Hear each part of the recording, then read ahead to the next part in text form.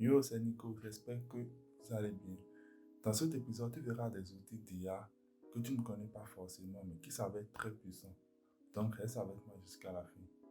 Let's go. Sur cette chaîne, je te parle de technologie, de nouveautés. Je fais aussi des tests et des critiques. Donc, n'oublie pas de t'abonner, de liker et aussi d'activer la cloche de notification pour ne rien rater. Parce que ça va beaucoup parler d'intelligence artificielle dans cette série de vidéos.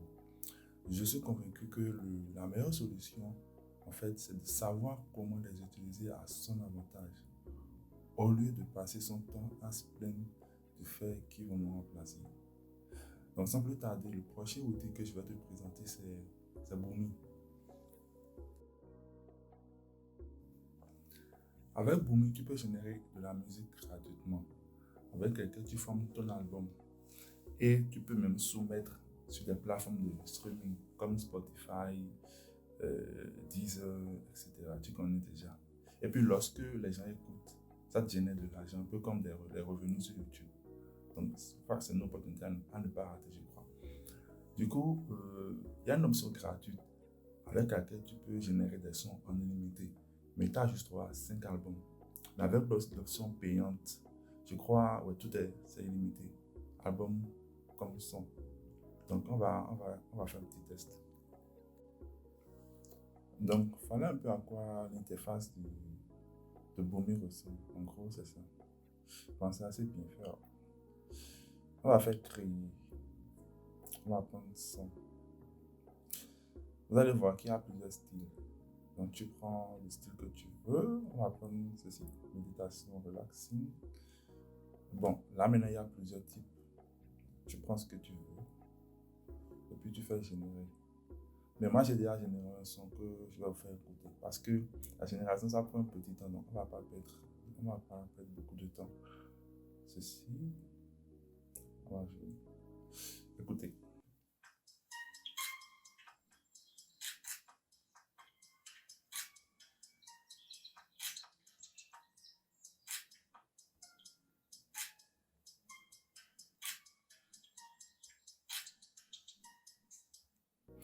Bon, je crois que c'est quand même pas mal pour l'intelligence artificielle. Mais pour le moment, on ne génère que des sons.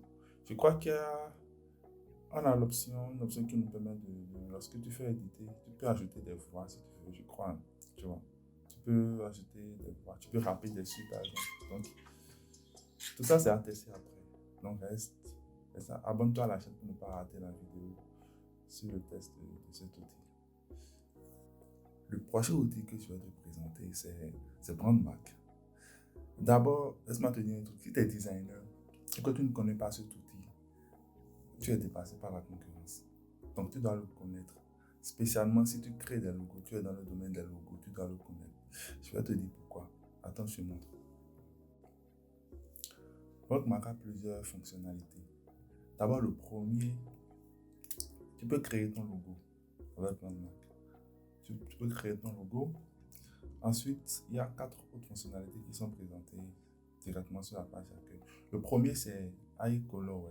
Lui, il te permet de colorer ton logo. Lorsque tu ajoutes ton logo, ça te colore ça automatiquement en accordant les couleurs. Donc, tu n'as plus besoin de réfléchir à quelle couleur s'accorde avec quelle couleur. Il te fait ça automatiquement. Maintenant, le second. Le second, c'est Logo Rank. Logo Rank, qu'est-ce qu'il fait? Lorsque tu ajoutes ton logo, ça te dit comment ton logo s'évalue en fonction de l'unicité, de la légibilité, de la couleur du contraste et globalement. Donc ça, utilise ces critères pour t'évaluer ton logo en fait. Je ne sais pas si tu comprends.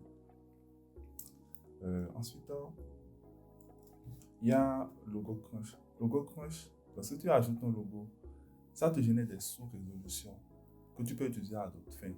Tu vois, tu peux utiliser en tant que favicon, en tant qu'autocollant, tout ce que tu veux, automatiquement. Tu n'as plus besoin d'aller sur le traceur et puis de faire des déclinaisons. Ça te fait ça automatiquement. Maintenant, il y a Font Generator. C'est ce outil que je kiffe le plus. Ça te permet de générer tes propres polices personnalisées. Donc, tu as ton logo, tu as ta police personnalisée avec le logo. Je ne sais pas encore comment ça fonctionne.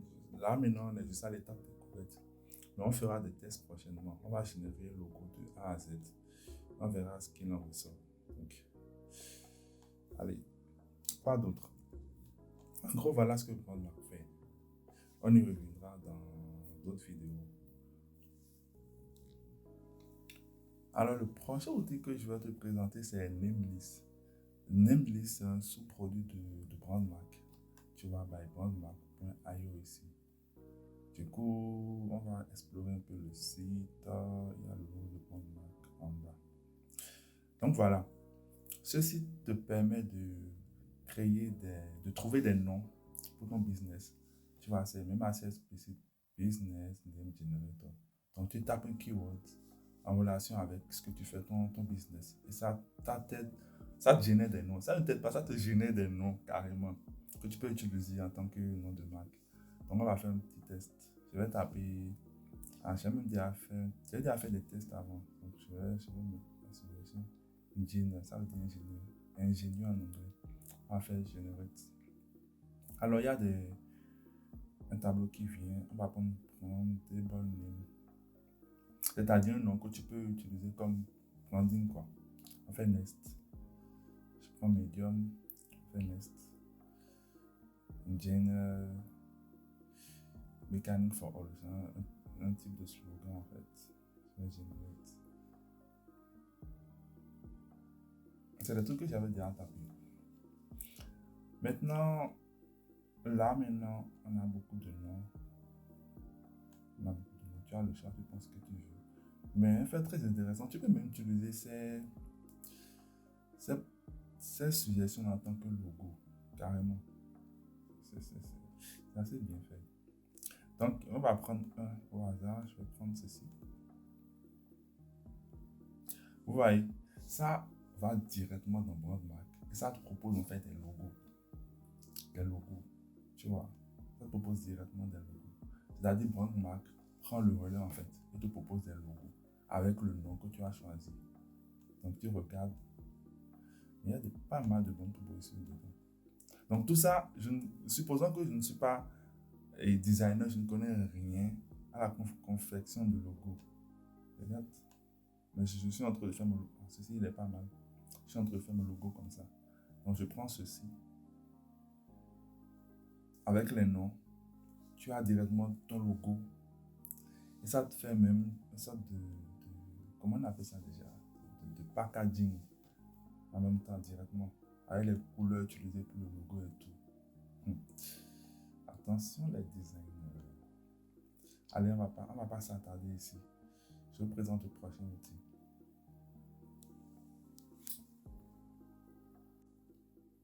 Le prochain outil que je vais te présenter, c'est Yeepity.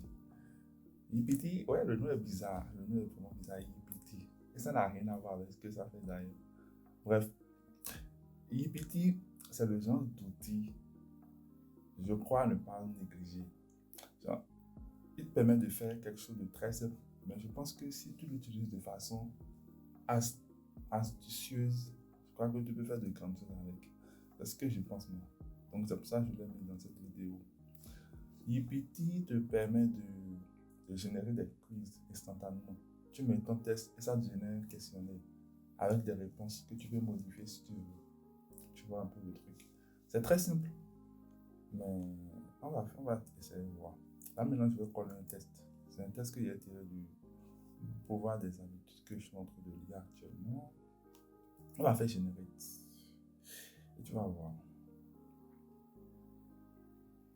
Donc là maintenant, ça nous a sorti 1, 2, 3, 4 questions. Un quiz de 4 questions. Tu vois. Avec des. Là maintenant, c'est en anglais. Tu vois. Le test est en français, mais ça génère des quiz en anglais. Donc, c'est un site exclusivement en anglais. Donc, il te faut traduire ça en français afin de comprendre. Donc là maintenant, je regarde la réponse. Ça y a des réponses. Et si tu penses que c'est erroné, parce que ça fait souvent des erreurs. Si tu penses que c'est erroné, tu peux même appuyer ici. Et tu modifies même la question et la réponse. Tu vois.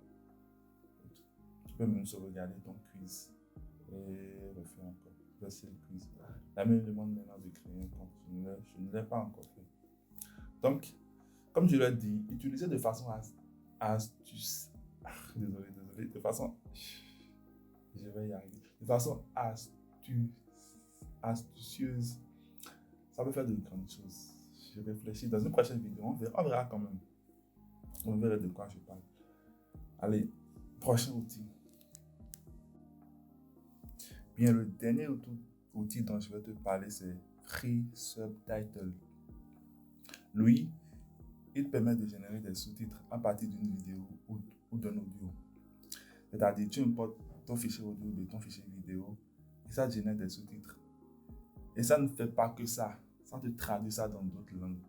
Tu vois, donc si tu fais une vidéo en français ou bien un audio en français, ça génère des sous-titres à partir de la vidéo. Ça transcrit ce que tu as dit dans la vidéo test. Et puis ça traduit ça maintenant dans d'autres langues que tu peux ajouter plus tard à tes vidéos pour une communauté anglophone ou en tout cas la langue que tu veux. Donc ça transcrit et ça traduit. À ne pas sous-estimer. Maintenant, on va faire un petit test pour voir. Je vais importer un petit fichier, on va voir.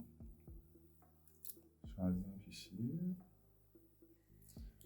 Là maintenant, j'ai choisi mon fichier EPT. C'est un code que j'avais fait pour la partie EPT. Ok, donc on va faire upload.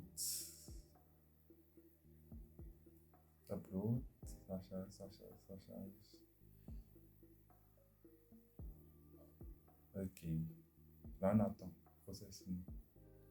Mais je vais accélérer le temps pour qu'on ne perde pas le temps à patienter. Là, la transcription est finie.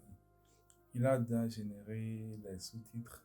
Voilà, il y a français, il y a English, German, Spanish, il y a plusieurs langues. Il y a même le russe dans le chinois, le japonais.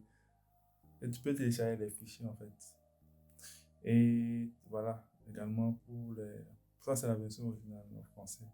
On peut télécharger pour voir si c'est un peu fidèle à ce que j'ai dit dans la vidéo. Maintenant voilà en gros à quoi Subtitle c'est. Donc, tous ces outils dont j'ai parlé dans cette vidéo, je ferai des vidéos où je vais les tester, on va voir vraiment jusqu'où ils peuvent aller. Donc, je t'invite une fois encore à t'abonner, active la cloche de notification pour ne pas rater les prochaines vidéos.